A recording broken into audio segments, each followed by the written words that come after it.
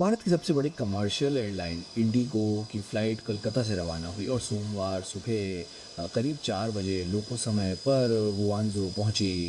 ये पूरी तरह से पर्यटकों से भरी हुई थी और इसमें मुख्य रूप से मनोरंजन और स्वतंत्र यात्री थे जिनकी मांग मुख्य रूप से क्वांटम फेयर जैसे व्यावसायिक उद्देश्य से थी। ये एक रोमांचक क्षण है क्योंकि फ्लाइट मेरे पीछे लैंड हुई है, जिससे चीन और भारत के बीच सीधी उड़ानों के लिए 5 साल का इंतजार खत्म हो गया है। और इस फ्लाइट में 100 से ज्यादा यात्री हैं। ये चीन और भारत के बीच मजबूत होते संबंधों का भी प्रतीक है। 2020 में कोविड-19 महामारी के कारण इन उड़ानों को निलंबित किए जाने से पहले दुनिया के दो सबसे अधिक आबादी वाले देशों के बीच सीधी उड़ानें हर साल 1.22 मिलियन से अधिक यात्रियों को ले जाती थीं।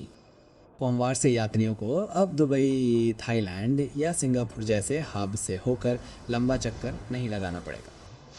ये निश्चित रूप से बहुत सुविधाजनक था क्योंकि ये एक सीधी उड़ान थी, इसलिए ये बहुत अधिक आरामदायक था कि हम बीच में रुके बिना सीधे यहाँ आ सकते थे। तो हाँ, हम ऐसे कई और अवसरों की प्रतीक्षा कर रहे हैं। तो पहले कई अन्य विकल्प थे, जैसे टेलोन से तो एक सीधी उड़ान थी, तो चीन सोन उड़ान भरता था। भारत और चीन दोनों देशों के लिए ये आसान है कि ये उड़ान फिर से शुरू हो गई है, क्योंकि अब से व्यापार और भी बेहतर होगा।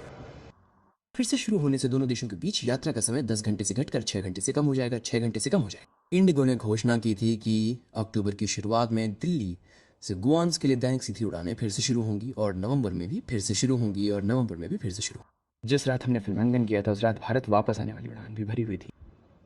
ये बहुत अच्छा है क्योंकि इससे पहले हम नई दिल्ली से गोजा के लिए चाइना सदर्न से सीधे आए थे, तो सीधी उड़ान नहीं थी, तो ये थोड़ी परेशानी वाली बात है। लेकिन अब वे फिर से शुरू कर रहे हैं। ये बहुत अच्छा है, ये बहुत बहुत अच्छा है।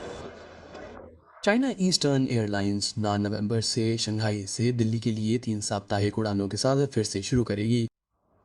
सीधे हवाई संपर्क बहाल होने से व्यापार, निवेश, शिक्षा और पर्यटन के अवसरों में विस्तार होने की उम्मीद है। पिछले साल द्विपक्षीय व्यापार में केवल 138 बिलियन अमेरिकी डॉलर दर्ज किए गए थे।